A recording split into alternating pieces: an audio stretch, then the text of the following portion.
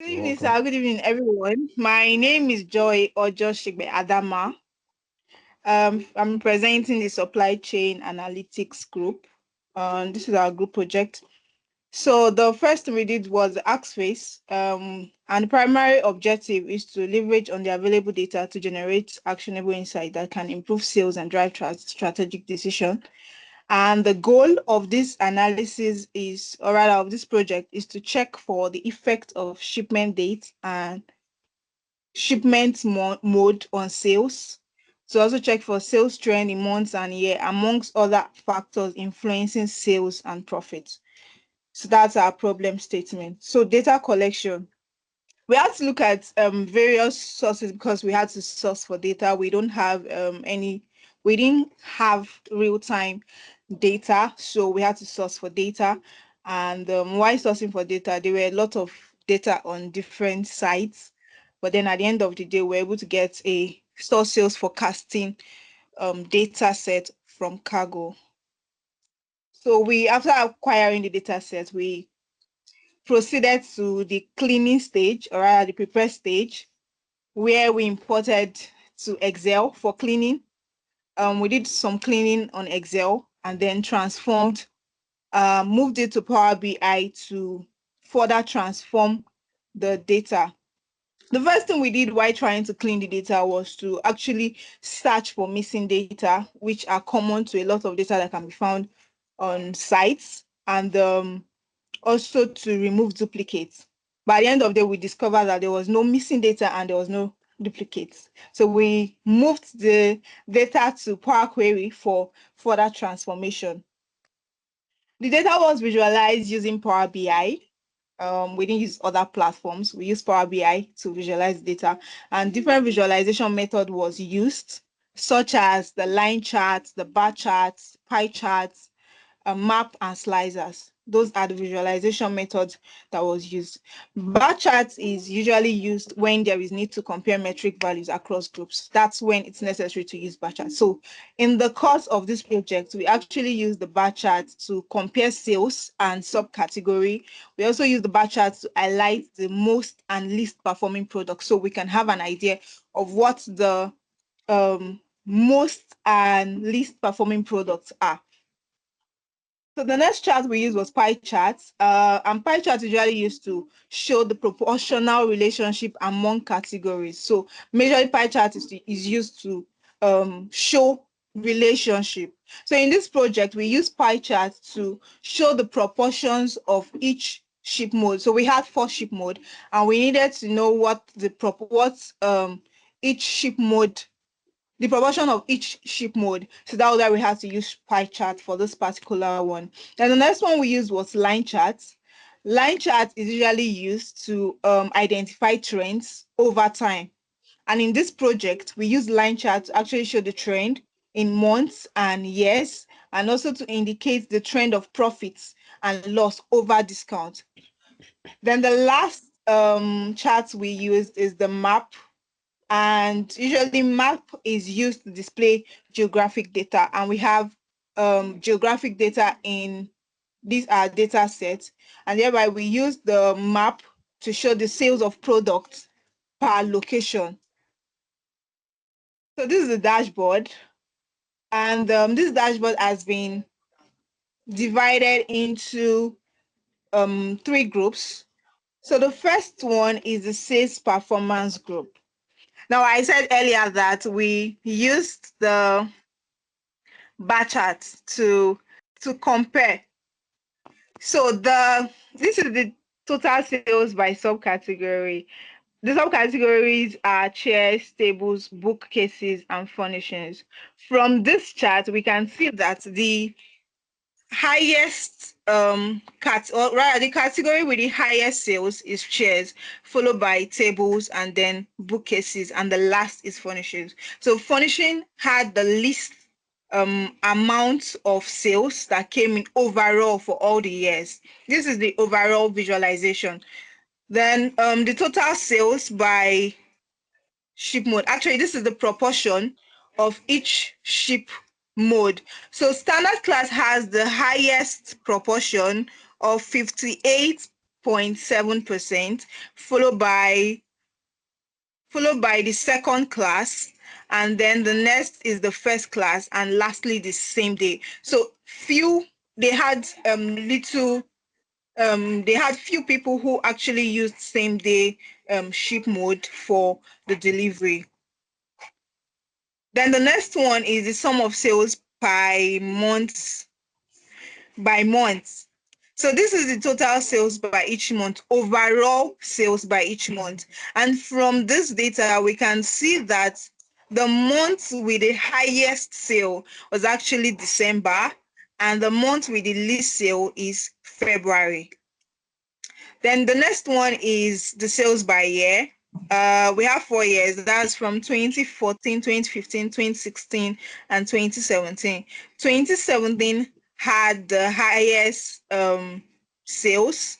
And from this chart, it is noticed that the sales increased over the year. Generally, it increased over the year. And the last one for the sales performance is the sales by state. This is a bubble map, and it shows the sales by each state. So where the parts with the highest sales has the bigger bubble. Yes, and then the lower the sales in each state, the smaller the bubble for the map. The next stage is the product performance section. And from this, we can see the top 10 products by sales. And they are mostly chairs. If properly checked, they are mostly chairs, although we have a bit of tables and bookcases, but there is no furnishing in the top 10 products. That was actually seen using a slicer. So from the slicer, we could see that the top 10 products are actually from the top 3 subcategories. And then the next one is the list 10 products by sales. So these are the list 10 products by sales. And this list 10 products actually has it has a combination of the different categories. So even the table, which showed to be the second highest, was actually had a particular product that was part of the list 10 products. So this section is the profit and loss section. So the deep blue is showing the profits. That's the sum of total profits. And then the light blue is showing the loss. So from this chart, we can see, okay, this profit and loss is shown over discount. So on the x-axis, we have discount, 0%. We have 10%, which is showed as 0.1. We have 0.2%, 0.2, which is 20%, 0.3 as 30%, and so on. And then on the y-axis, we have that's the vertical. Now we have the total sales. So from this, we can actually see that there was actually profits from 0 to 30% discount. So from 30% discount and above, there was actually loss. There was no profit. Let's put it that way. And then for the loss, there was no loss until they gave discount of above 10%. So from above 10%, we could see that the loss graph was undulating. So that is it. This is a general overview of what their profit and loss is. From our dashboard, this is our dashboard. From the dashboard, we can see that we have a total sales of $742,000. Then for the total profit, we actually have a total of $79,390,000. Then we have a total loss of $60,94000. And then at the end of the day, because there was loss, at the end of the day, the actual profit that was gotten was actually 18.45K. And number of customers are zero 707. Okay, so the insights gather from this data, I would have actually used, if I was using my laptop, I would have showed us some things using the slicers, but this insight would actually cover some of them. I think I got prepared for this. And the insight, the chess category actually had the highest profit of 26.6K, and the most sold year was 2017, with the month of December generally. And then the profit started declining with increase in discount, and there was a loss from 10% and above discount. So for the chess category, the discounts from 10% and above affected the profit in shares, and they started losing. So this category was not sold greater than 30%, which could be a reason for its high profit. Over 50% of the chairs were shipped in standard class. Then the furnishing was the second with a profit of 13.1K dollars, also most sold in the year 2017 and month December. And the profit also declined with increasing discount and started losing from discount of 20% and above. Then the top five most performing states are California. We couldn't see that from the map um, individually, but the top five most performing states are California, New York, Texas, Washington, and Pennsylvania. Yeah. Then the West region had the highest sales and the profit of 11.5K, South 6.8K, East 3.1K, but the Central region, which was um, the region with the least sale, was actually least profit, I mean to say, had a loss of 2.9K. Then tables has a loss of 17.7K, though table ranked second as their most um sales, but they had lost of 7.7K despite being the second most sold item. And it was most sold in December 2017 and 2016 and 2017. The profits decreased with increase in discount and had no profit with discount above 20%. It was the most ship mode was standard class. Bookcases had a loss of 3.5K. So both tables and bookcases actually had loss. It was most sold in September 2015. The profit also decreased with increased discount. It started losing from the rate of 10% and no profit at the rate of 30%. So what is the influence of ship mode on the profit? The standard class actually had the highest profit, which was 10.4K. Second class had 4.2. First class had 3.1, and same day has the least profit of $794.4. So from this whole analysis, our recommendation is that, first of all, the analysis actually reveals that increase in sales did not result in increase in profit, which could be as a result of two factors. It could be ship mode and the discount.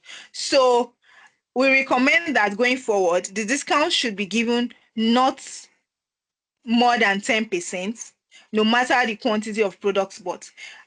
For discount of around 70%, it was because somebody that bought, let's say, there was a product of 10%. The person bought five different products, and one was, or rather, the quantity, five quantities of the same product, and the product is actually targeted for 10% discount. And that at the end of the day, they gave 10% discount for each of the products. So at the end of the day, the person is going home with 15% discount of the total selling price. So our advice is that no matter the quantity the person is getting, the person gets overall 10% from the entire goods. And then the most recommended ship mode is the standard mode, as it brings the highest profit and most use. And if for any reason they would need to use same day and first class, because we want to assume we didn't have the privilege to actually talk to them while collecting the data sets. Probably they used same day and first class because those items were urgently needed at the store. So if for any reason they are using first same day and first class, in order not to get short of the profit, they can add a little to the selling price compared to the normal price if it's going for the standard class. Then the next recommendation is that they should review their marketing strategy and um, develop a strategy that we actually promote the least selling products and also promote their products generally in states that had least sales. So the challenges we faced while working on this data, the first one was the profit and loss was actually in the same column, and then but the loss had a negative sign. And as as a data analyst who is just coming up, I assume that the negative sign was actually a mistake, which was removed, but then I had to analyze it again. And then the second challenge was arranging the months in chronological order. It was not exactly a challenge because it helps me to learn how to arrange months in chronological order. And then the last thing I learned, this is not exactly a challenge, but I learned the power of collaboration as something that is not noticed by one can be noticed by the other person. So as a data analyst, it's not too nice to work alone on a project. Even if you're working alone, you can actually give it to someone to check or go through to see how far you've done. So on conclusion, our examination of the sales forecasting information has uncovered important trends and patterns that will influence this operating approach. And the key factors influencing sales, seasonal fluctuations, and possible expansion prospects have all been found. With this information at our disposal, we can make data-driven decisions that maximize the use of available resources, cut expenses, and raise customer happiness. Thank you so much.